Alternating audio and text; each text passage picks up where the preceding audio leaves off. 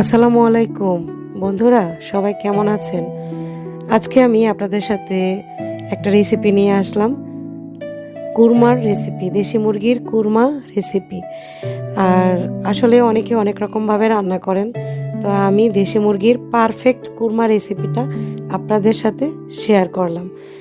দেশি মুরগির কুরমাটা রান্না করতে আপনার পেঁয়াজ ব্লান্ডার করা থাকতে হবে, নারিকেলের দুধ লাগবে, গাভীর দুধ লাগবে।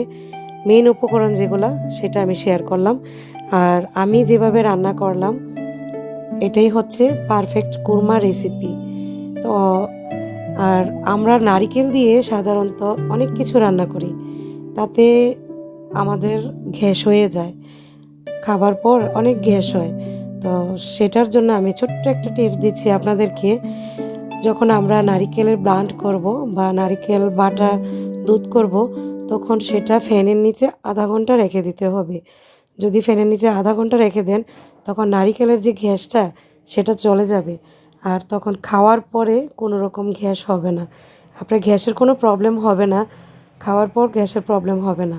এই টিপসটা যদি আপনারা ফলো করেন, তাহলে কখনোই আপনাদের নারিকেল দিয়ে কোনো কিছু রান্না করার পর গ্যাস হবে না। তো আমার রেসিপিটা আপনাদের কেমন লাগলো সেটা দেখে কমেন্ট করে জানাবেন।